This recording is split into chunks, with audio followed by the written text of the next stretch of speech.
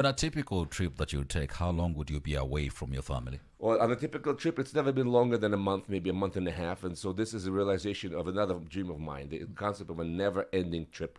So I left in September. I've been on the road now. It'll soon be September last year. yes, yes. So soon it'll be a year. This is my 323rd day on the go, and I just feel like I want to keep going. I want to keep going all the way north to Africa, then across to Algeria, and then down to Mauritania, and then uh, out through West Africa, and then down to back to South Africa, having made a full round trip around the whole continent. And that would be probably like 40 countries. Would you report differently about Africa when you go back home? Yes, not just Africa, but those other countries I mentioned, the best and the greatest aspect of the travel here is that it's never as scary as they paint it out to be when you before you're embarking on your journey. And I've been told, and even by some former diplomats, like when I told them I'll be crossing these African borders by land, etc., it's like starting from bribes that they will be extorting from you, and the insecurity between, like, you will never get out of there alive. You should reconsider here. I've never been solicited a bribe, not just in Rwanda, but in other places. And I've never felt unsafe anywhere I go, to be honest. There are problems with communications, this and the other, and the concept of African time and how sometimes, it's not easy to Delays. communicate and get your point across because of difference in cultural understanding. But it's never been a matter of feeling insecure or unsafe in these countries. And that's wonderful. I think these countries get a bad rap. Some of the poorest countries actually have been also very pleasurable to travel in, like Malawi, for example. Rwanda is pleasurable in a different way, as a country that overcame a huge tragedy 30 years ago, and how it's come up through the ranks, so to speak, to become a showcase of how a country can be clean and orderly, right? And so there's many things to report, and very few of them are negative.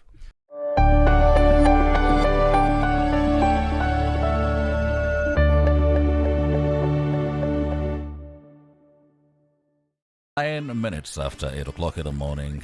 Welcome to our first conversation today with our guest in the studios. Now, it's a privilege to have people who have been exposed to a lot of information across the world. And on today's special segment, we're honored to welcome a globally respected political analyst and media voice. His name is Peter Zalmayev. He is a Ukraine American expert on international affairs and conflict, known for his sharp commentary and passionate advocacy.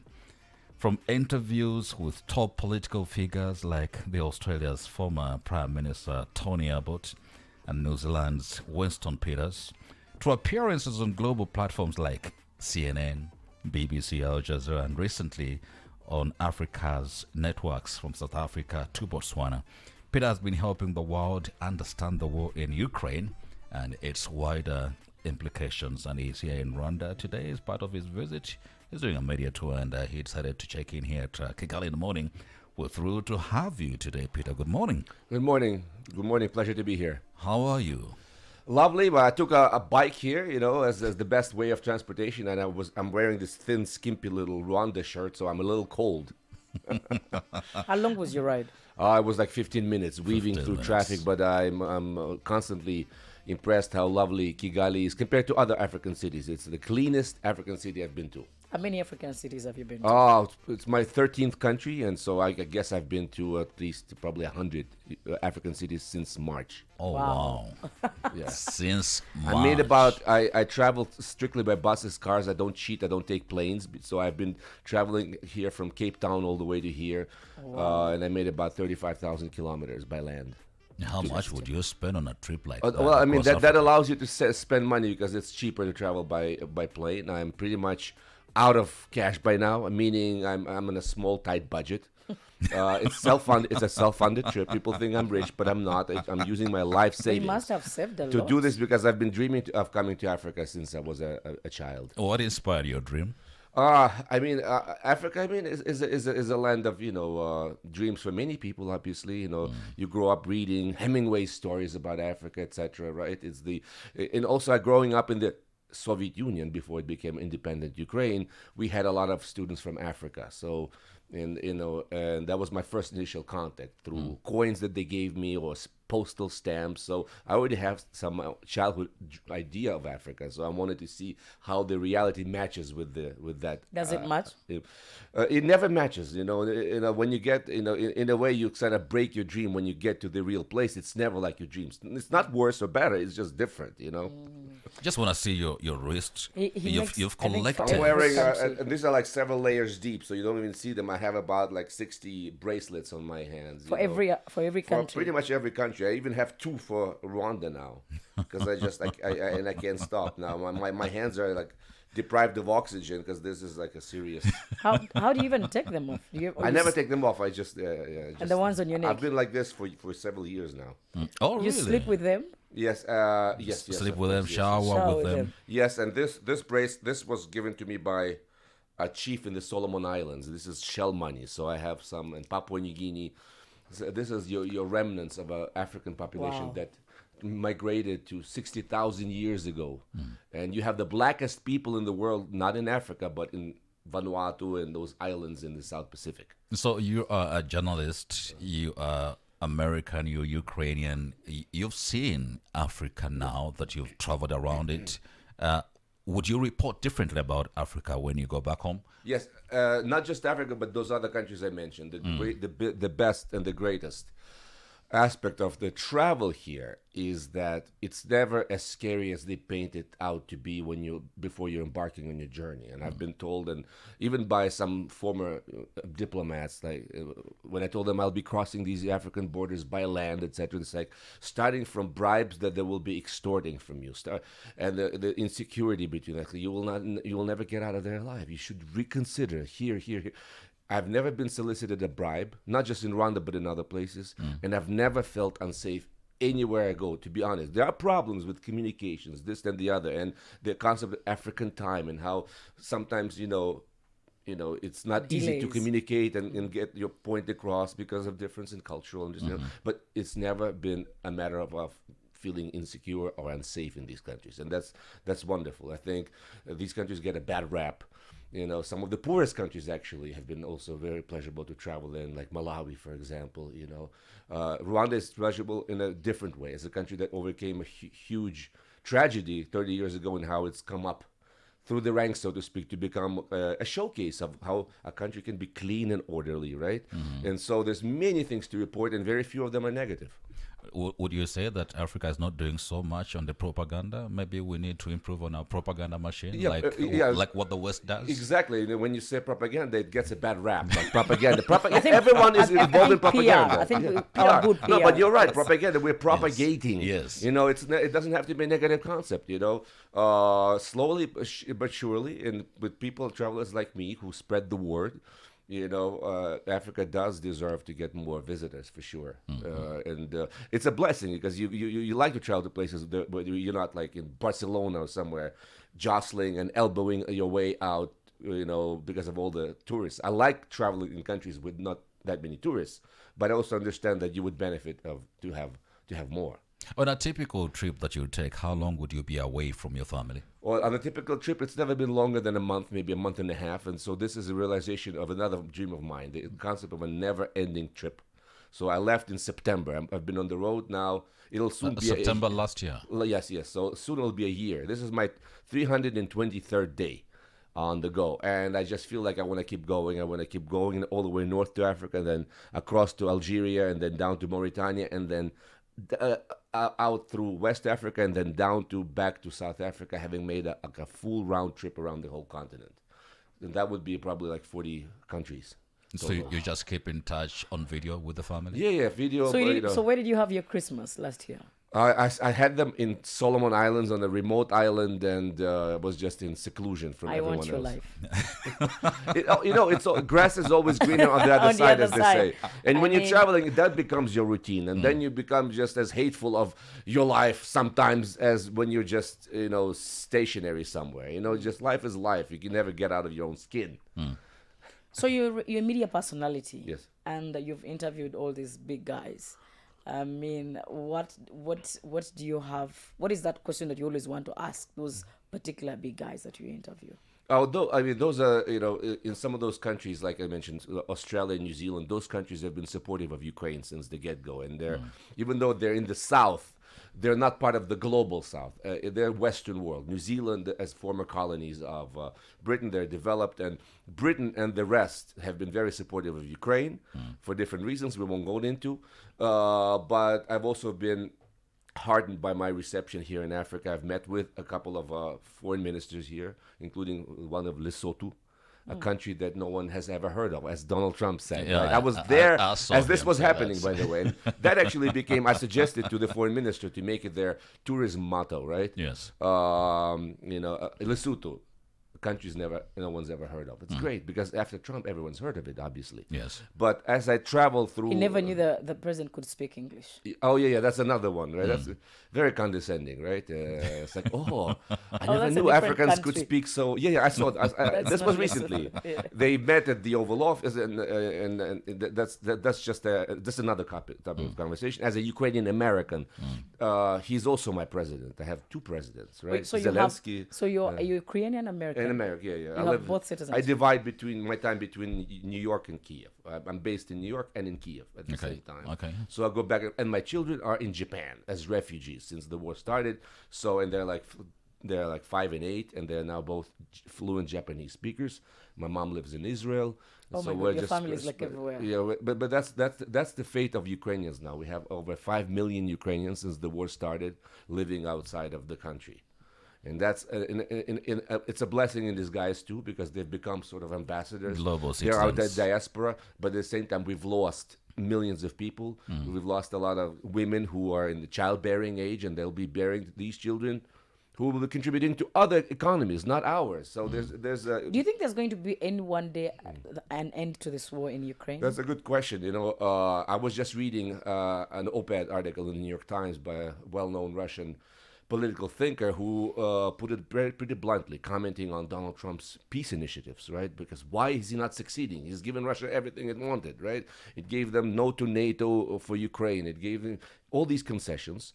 And it's simple. Putin does not want to end this war. War becomes an instrument to control the society, and it's to mobilize the society, and all these other things. And he hasn't achieved his goals in Ukraine because, contrary to what people think, that why don't you just give Putin the land that he's already occupied, recognize Crimea as Russian, whatever? He's not after that. He's after the whole of Ukraine. And then the question is, will he stop or will he continue elsewhere? It seems like there's the logic that dictates his actions. He wants to enter history books as a collector of Russian land, sort of like Peter the Great, the Tsar we had. He wants to restore the former Soviet Union. Without Ukraine, that program is a non-starter, because Ukraine is a crucial component. It was the second most important republic in the Soviet Union, right? As a country of 40 million people, etc. So he's after that big prize. That's why, if you ask me, I don't see an end to this war unless Ukraine capitulates right now. And so that's where we are, at this impasse, that Trump is frustrated. He's threatening Russia with this. He slapped tariffs on and sanctions on India for buying the oil, etc. But economists that I've spoken with are skeptical that that will sway Putin, in any direction. But you'd think America is a superpower. They can do anything in their powers to stop the war. That's the thing. I think America has pretty much run out of options when it comes to Russia. I mean, what kind of nuclear sanctions that they've been threatened are there? Russia has already been under sanctions for 3 years. It's gone into this war economy mode. People are used to this. Those who are not happy have left, and Putin has kept his doors open. Over 1 million Russians have left. So he's got less opposition as a result of this war, right? And so there's not much leverage that the U.S. has on Russia, and the Russians don't believe that Putin will follow up. He's a very chaotic, erratic president, right? He says, I'll do this, this, and the other. But we're also living in a very intertwined economy, right? If he goes after the oil sector, etc., all these disturbances lead to the rising of oil prices. So that benefits, backdoor kind of benefits Russia. If he does that, the price of oil goes up. Russia is the main producer of oil. That's its main article of income. And so as a result, Russia will benefit. So it's very complicated. That's why Trump is not having much traction with Putin. Now, Peter, let's look at Rwanda, because I see so many people following the news from Ukraine, but for those who feel distant from it, could you maybe explain why this war should matter to Africa and especially young Africans? Yes, people ask me why it matters, and to be frank, when bloodshed happens in Africa, including what happened here in '94, and many Europeans found out about it much later, right? Yeah. What happened, and it's happening in the Sudan now, and the fact that in Congo it's still very unstable, right? Do Europeans care? Do Ukrainians care? When I talk to my compatriots, I appeal to them to do some soul searching, to see like if you're not happy with how Africa supports or doesn't support Ukraine. Sometimes you have to understand that distance creates this sort of position. Even though I've still met people who sympathize with Ukraine on a human level, as a story of David versus Goliath, and after that treatment or mistreatment of Zelensky at the Oval Office, followed by a similar situation with Cyril Ramaphosa, as you remember, that also brought us sympathy points. Yes. People do understand that at heart it's not a just action, even though the Russian, as you say, propaganda, is working very actively. In Africa. And in the neighboring country, in Burundi, the president can be seen on buses, these posters of the president of Burundi with Vladimir Putin. And even then, I was able to get on some TV stations and get my message across, surprisingly.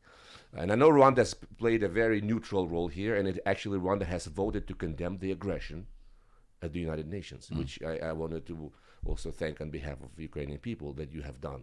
But this war, and the impact of this war will be felt far and wide. It will create a precedent, if Ukraine is allowed to fail, that you can change the borders at will. And that is a sacrosanct principle of the United Nations, sovereignty of nations and of borders. And imagine in a continent like this, where in many places borders were drawn arbitrarily by colonial powers, what kind of situation it could lead to.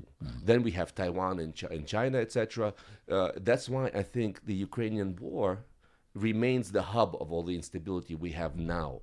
And therefore, Iran, Israel, and then possibly Venezuela, Guyana, you're looking far and wide, they will all be eventually connected to Ukraine unless we're able to stop this aggression somehow. And with every passing day, I'm very skeptical that we will be able to achieve this. You've mentioned the propaganda. You've spoken about Russia's global strategy beyond the battlefield, including its influence in Africa. How do you see this playing out in countries like Sudan, Mali, Central African Republic? And should Rwanda be paying attention to it as well? Yeah, I think you mentioned these countries not just at random, right? But these are the countries that have been, if you will, beneficiaries, quote unquote, right, of Russia's involvement, right? And some of these countries have seen an overthrow of their legally elected governments. Add with the help of the Russian mercenaries, like the Wagner Group. Yeah, I would also add Niger. I would also add Cote d'Ivoire to that list. And some think that this is a better alternative to the former colonials who now have been kicked out, right? Like in Niger and others. I suspect it's still a cynical play for the hearts and minds, but not just that of Africa, but the mineral resources. Look at what is happening in Central African Republic, how in mineral resources are being extracted, taken away, by the same mercenaries? In exchange, the mercenaries, in exchange for essentially serving as the bodyguards of the presidents, who came to power as a result of this. So I suspect this. I have to be very careful because I'm not here to tell African countries who they should or should not be friends with. When I was in Namibia a few months ago, Namibia had just signed a nuclear power agreement with Russia. I mean, who am I to say who they should or should not be friends with? But I'm appealing to the people to be mindful of how there's a play for their minds, hearts and minds, how this propaganda in play. And a lot of times it's a lot of fakes are being spread out, through African media. There was just a story recently about AFREE, AFREE, an application that was unrolled in Kenya. It turns out by the Russians, Standard, the Kenyan newspaper, published it, and how it was supposed to be a neutral platform, but it turns out that it's been a tool to use to sort of feed anti-Ukrainian, anti-Western propaganda into the Kenyan and Eastern African discourse. But again, people need to be aware of what is happening and sources of information. Wow, Interesting. speaking of information, Yes. this information has become a new kind of welfare, especially online. In your experience, how is Russian propaganda influencing public opinion in the global south, and what can an African media do to protect information integrity? My concern is that that the politics of the Russian politics of informational politics have been to sow chaos. It's not necessarily to propose any pro or con idea, right? Generally, we know it's anti-Ukrainian. Ukraine is being portrayed as a puppet at the hands of Western powers to weaken Russia, etc. The NATO thing, we understand that. Some of these arguments work better than others. Once again, we can unpack them. There's some need to be taken seriously, right? But at the end of the day, the politics are those of informational chaos. You're just throwing a bunch of different ideas, and you have all these myriad of platforms. We are living in separate, we call them informational silos, right? Where people don't connect with the other people. That's actually a global problem of, epistemological problem of knowledge and how we're not connected anymore. But Russia is pioneering some incredibly effective ways to influence public opinion without people knowing that they're being fed propaganda, you see? And a lot of fakes are just sort of sailing through, and it's very hard to work with this, You throw out a fake, and then to disprove a fake, no one hears any sort of disclaimer, right? People hear the big lie. It's like Joseph Goebbels, Hitler's propaganda minister said, make that lie as outrageous as and as unbelievable as possible. People will believe it more readily, right? Just be bold with it. And so they've been pioneering these techniques of disinformation and also meddling in elections. That's why I think, World War III in a way has started, but it started in a hybrid sort of fashion. If Europe is afraid that after Ukraine, Putin will attack Europe, he's already been attacking Europe. He's already trying to influence, politics, meddling in elections. As I said, there's a campaign of arson and assassination going on in Europe as we speak. And obviously, whatever happens, Africa will be affected. Africa is a major playground for these forces as well. We'll just have to the jury is still out. We'll see what develops in these countries like Mali, like Niger. I know there's a lot of, love I see on the part of some people for the president of Burkina Faso, for example. He's considered like effective strongman. You also see him with Putin on these buses in Burundi. We'll just have to see how history will judge whatever transformations we're seeing in Africa in a few years. Question is this President Putin as strong as they've made the world believe? Is that powerful and strong? Now, that's a good question. He has been able to consolidate his society and his elites, to the point, and Russia and the war in Ukraine has allowed him to do that.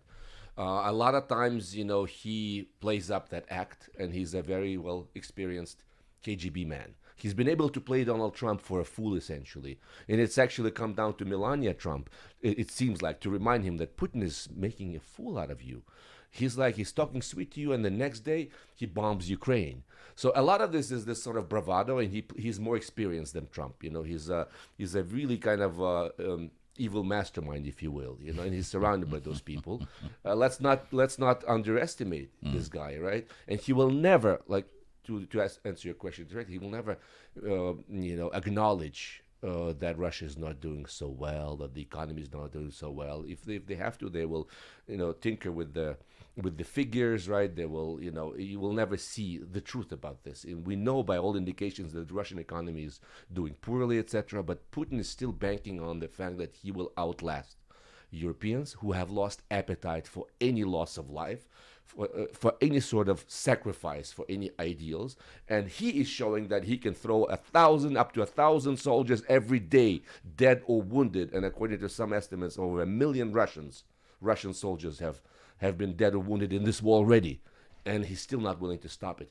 Europeans cannot stomach that sort of sacrifice.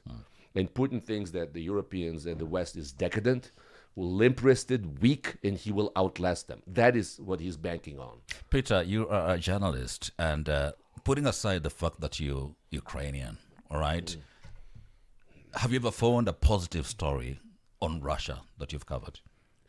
Positive story of Russia is those Russians who've left, and listen. I mean, a lot of Ukrainians are mixed with the Russians. I have Russian ancestry, and I grew up Russian speaking in the Russian speaking part of Ukraine. Okay. I actually learned Ukrainian in the last 5 years.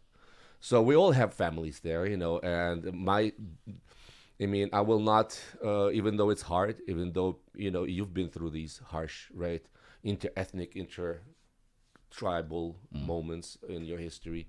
But at the end of the day, we're all human, we all have demons and angels inside of us. Hopefully we will heal eventually, but right now it's too soon to speak, because as we speak now, the bombs are still raining down in our cities. Scores of people die every day, lots of destruction, etc. But a lot of Russians are outside of Russia, and they're helping Ukrainians. And they're seeing that what's being done in their name as a huge crime. Some of them are my relatives. Some of them are still in Russia, believe it or not. But it's all very painful, of course, for us. Do you think that the choice of the Ukrainian people when they elected Zelensky could have also played a part in what's happening today? Yes, that's a very astute question, because Zelensky came, we had Petro Poroshenko, who was more of a politician. And Zelensky actually is this very postmodernist and unique case in history, where he had played president on TV, on a sitcom, right? On a comedy show in Ukraine, on Ukrainian TV. So he played this guy who just came, he was a teacher, and then he became president. It was a comedy show, and then he became president. He became the guy he had played. What a unique situation. So a very non-political guy, who Putin probably did not take very seriously. And he thought that he would just, play him and would be able to get whatever he wants out of Zelensky, because don't forget, the war had been going on since 2014. The annexation of Crimea and the start of the war in the east of Ukraine. It's only the full-scale invasion that we had in 2022. So when Zelensky came to power, the war had already been happening, and Trump and Putin thought that Zelensky would be pushover. So we've seen a transformation from this non-political guy into this darling of the world, right? This number one guy who represents this nation, David fighting the Goliath. So he has been a huge disappointment and a surprise to Putin. Maybe Putin would not have gone into this war so lightly if it had been some other guy. He thought Ukraine would last 3 to 7 business days. And 3.5 years later, we're still here. Wow, what a history. You recently shared a stage with a book prize-winning author, Damon Galgut, in Cape Town. If you were to host a similar public talk here in Kigali, what themes would you want to explore with the Rwandan youth and change makers in the country? I would like to explore the idea that, of how easy it is to lose peace. And this is what, in some ways, unites our countries. What you went through was even bloodier than in 94 than what Ukraine experienced, right? You have a lot to teach people around the world. And everyone knows now you're on the map because of that huge tragedy. So there's a lot of, I think, moral authority for you and your youth to speak on this, on how to lose peace and how hard it is to restore this peace, how you can never take it for granted. What are the ingredients that have been successful that you've used and your president has used to make this a successful country that never repeated this horrible past of 1994, that you've been able to be stable and in some ways prosperous and peaceful. You are the ones who should be doing talks and teaching other people. Interesting observation. Have you had a chance to meet with our Foreign Affairs Minister? Not yet. But I wanted to, but I also know there's a protocol to follow. I do things on the go. Like I arrive and for me, can I meet with the Foreign Minister tomorrow? If you can assist me with that, I would be thrilled. I'll talk to Juliana to see if she can assist. Juliana, it's all on you. He's She's the got right access guy. to soft power. No, that's not correct. He's lying. But it's good to have you here, Peter. It's a Thank you huge very pleasure. much. Huge pleasure, guys. So where next are you traveling to? Uganda and Kenya. Okay, interesting. Which is your Good first luck. destination? You're going by Uganda. bus still? Yeah, by Uganda, yeah. Hope not on a bike. No. Even though I actually have crossed borders on bikes. Some of these borders are impenetrable. Okay. Even by 4x4, trust me. It's Zambia, Zimbabwe. Oof. Interesting. It's about 24 minutes right now to 9 o'clock. We've been speaking to Peter, who is visiting on us this morning. Kigali in the Morning continues.